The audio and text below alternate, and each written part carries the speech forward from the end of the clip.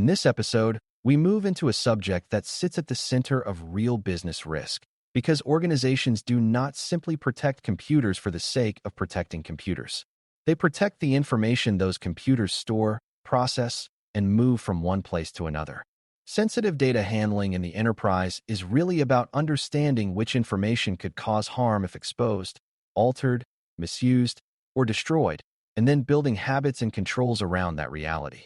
For a brand new learner, this is one of the clearest places where cybersecurity connects directly to everyday business operations, because payroll records, customer details, contracts, internal strategy documents, health information, financial reports, and employee credentials all matter for different reasons, and each one can become a serious problem if handled carelessly. Before we continue, a quick note. This audio course is a companion to our course companion books. The first book is about the exam and provides detailed information on how to pass it best. The second book is a Kindle-only ebook that contains 1,000 flashcards that can be used on your mobile device or Kindle. Check them both out at cyberauthor.me in the Bare Metal Study Guide series. A good place to begin is with the idea of sensitive data itself, because many people assume it only means secrets with dramatic labels attached to them. In practice, sensitive data is any information that requires protection because unauthorized access, disclosure, alteration, or loss would create harm for individuals, the organization, or both. Sometimes that harm is financial, such as fraud or regulatory penalties. Sometimes it is operational, such as a disrupted business process or a damaged relationship with a supplier. Sometimes it is reputational, because customers and partners lose confidence when an organization cannot safeguard important information. For a security analyst, the critical lesson is that sensitivity is defined by consequence, not by whether the data sounds exciting. A spreadsheet full of customer addresses, an internal document showing merger plans, a file containing employee tax records, and a list of service account passwords are all sensitive, even though they represent very different kinds of information and very different kinds of business risk. In an enterprise environment, data handling becomes more complicated because information is constantly moving through many people, systems, and processes instead of sitting quietly in one locked location. A file may be created by one department, stored in another system, shared with a vendor, backed up to a separate platform, copied into a report, and later archived or deleted according to a retention rule. Every point in that journey creates an opportunity for protection or for failure. That is why sensitive data handling is not just about storage security.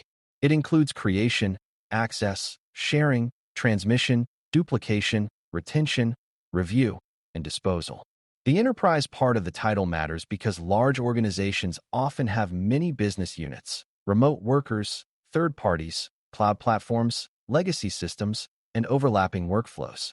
When information flows across that kind of environment, security cannot depend on one cautious employee or one good technical control. It has to be built into the way the organization treats data from beginning to end. One of the strongest foundations for handling sensitive data well is classification. Classification means identifying the level of protection data requires based on its value, sensitivity, and potential impact if something goes wrong. Some information may be public and meant for broad sharing, such as marketing material or published reports. Some may be internal, where casual exposure outside the organization would be inappropriate but not catastrophic.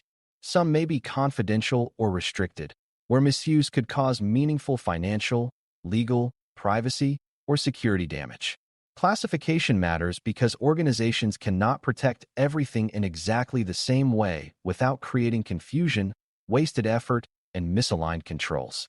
When employees understand what type of data they are dealing with, they can make better decisions about storage, sharing, access, and disposal. Analysts also benefit because incidents involving restricted data demand faster escalation, stronger containment, and more careful investigation than incidents involving low-sensitivity information that carries far less consequence. A common beginner misconception is that classification solves the whole problem once labels are assigned, but labels only help when people and systems actually use them to guide behavior. If a document is marked sensitive but then emailed broadly, saved in an open file share, copied into a personal note-taking app, and left accessible to former project members, the label did not provide meaningful protection. Real handling requires controls that match the classification.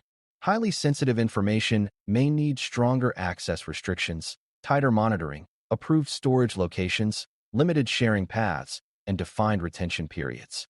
Lower sensitivity information may still need protection, but not at the same intensity. Another misconception is that classification is only a compliance task for policy writers. In reality, it is a practical security tool because it helps organizations apply the right level of friction to the right information. Too little control leaves important data exposed, while too much control on ordinary data can frustrate users and encourage them to create unsafe workarounds outside approved systems.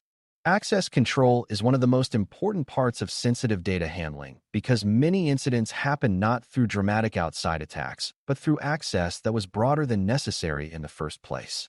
If too many people can view, copy, edit, or export important information, the chance of accidental exposure and deliberate misuse both increase. That is why organizations try to align access with business need, using the principle of least privilege so that users only receive the level of access required for their role. A payroll specialist may need access to salary information, while a facilities manager likely does not. A developer may need test data for application work, but that does not mean the developer should automatically see production customer records. Sensitive data handling is stronger when access is deliberate, reviewed regularly, and adjusted quickly as jobs change. For analysts, this matters because suspicious behavior involving a tightly controlled dataset can be more meaningful and more urgent than similar activity involving information that was already widely available. Another major idea is data minimization, which sounds simple but has a deep effect on enterprise security. Data minimization means collecting, storing, and sharing only the information that is actually needed for a legitimate purpose. Many organizations hold far more sensitive data than they truly need, often because nobody made a deliberate decision to reduce it. Old copies remain in shared folders, duplicate exports sit in email attachments, and former business requirements continue generating new records long after their original purpose faded. The more sensitive data an organization keeps, the more it must protect, monitor, review, and eventually dispose of properly. Every extra copy increases attack surface and investigation complexity. From a beginner perspective, this is a powerful shift in thinking. Security is not only about guarding what exists. It is also about reducing unnecessary exposure by limiting how much sensitive information exists in the first place, how many copies are created, and how widely those copies are allowed to travel. Storage choices matter because where sensitive data lives influences how it can be protected, monitored, and recovered. Information stored in approved enterprise systems is usually easier to control than information scattered across personal devices, local downloads, removable media, or unofficial cloud services. When data is kept in the right environment, the organization can apply backups, logging, access reviews, encryption, and retention rules more consistently. When it is copied into uncontrolled places, visibility drops and risk rises. A user who downloads a customer report to a personal laptop for convenience may have good intentions, but that single action can bypass layers of enterprise protection. Sensitive data handling, therefore, includes teaching people that convenience is not neutral when it changes control boundaries. Analysts should pay attention to this because incidents often grow from ordinary business shortcuts. Unapproved storage does not just create policy violations.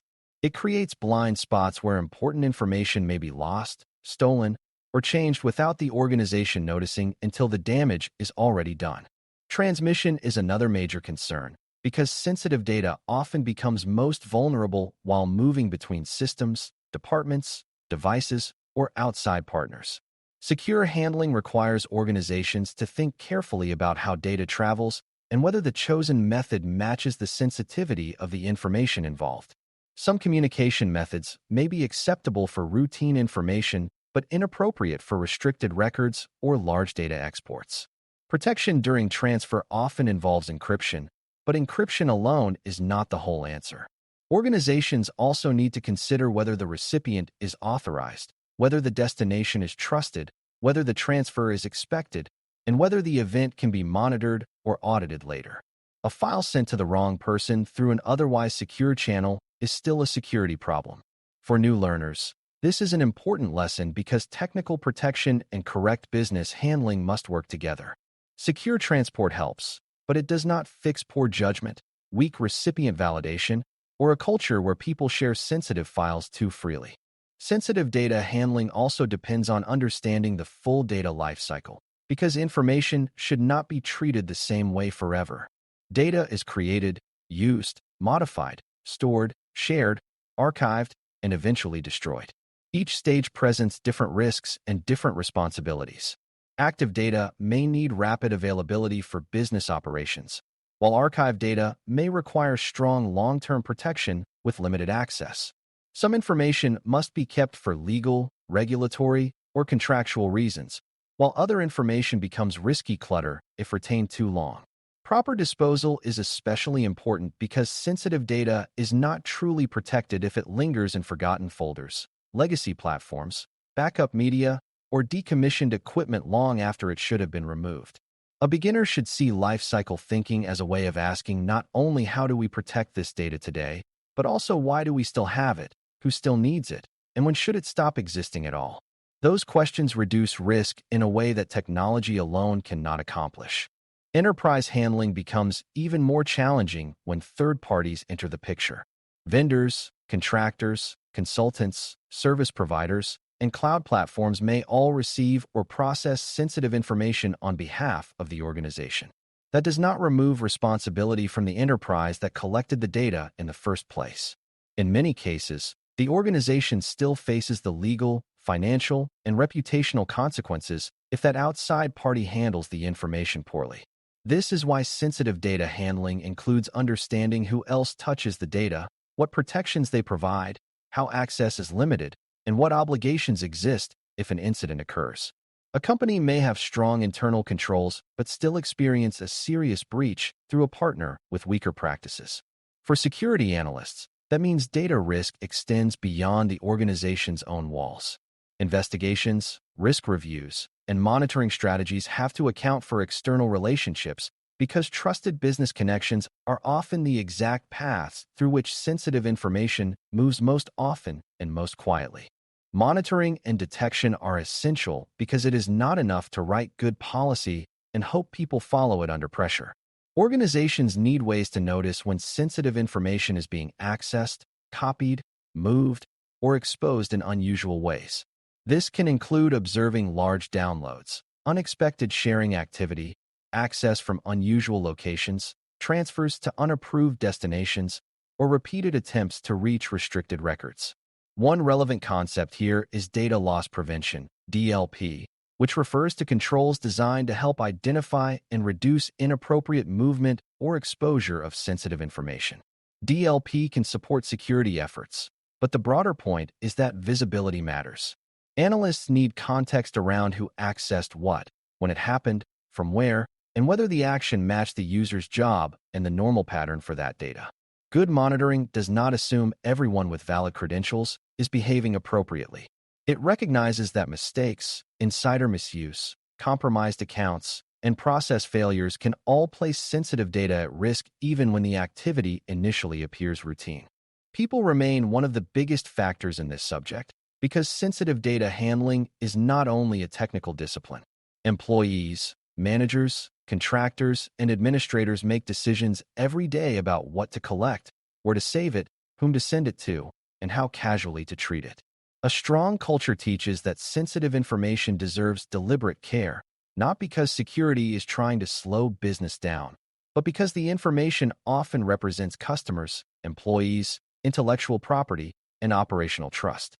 Training is useful, but training alone is not enough if the surrounding workflows encourage unsafe shortcuts. If the approved process for securely sharing data is so frustrating that people naturally avoid it, risky behavior will continue. Good enterprise handling therefore blends policy, technology, process design, and cultural expectations. Analysts should remember that many incidents begin with ordinary human behavior that made sense in the moment to the person involved. Understanding that reality helps investigators look beyond blame and toward the real conditions that allowed the exposure to happen. Several common mistakes appear again and again in organizations that struggle with data handling. One is treating all internal information as roughly equal, which hides the fact that some records demand much stronger protection than others. Another is allowing old permissions and legacy storage locations to remain untouched for years, creating a slow buildup of unnecessary exposure.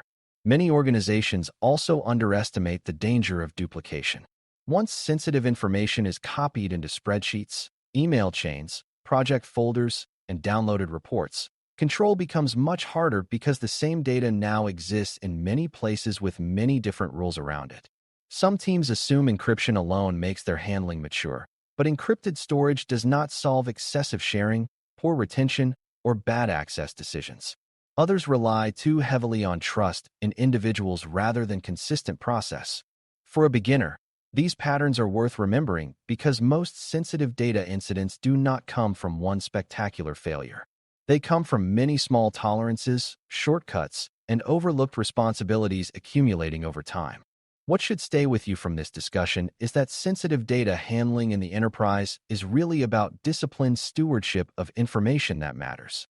Organizations must know what sensitive data they have, why it is sensitive, where it lives, who can access it, how it moves, how long it should remain, and how to detect when something about that handling no longer makes sense. Classification, least privilege, minimization, approved storage, secure transmission, lifecycle control, third-party oversight, and monitoring all work together to support that goal. None of those ideas stands fully on its own, because a well-labeled file can still be overshared, a well-encrypted transfer can still go to the wrong recipient, and a tightly controlled system can still become risky if old data remains forever. For a CISA Plus learner, the lasting lesson is that protecting sensitive data is not an isolated task assigned to one tool or one team. It is an enterprise-wide responsibility that connects security, business operations, privacy, risk, and trust. And when it is handled well, the organization becomes far more resilient in the face of both mistakes and attacks. Thanks for listening. For more audio courses, daily newsletters, and more, please visit baremetalcyber.com.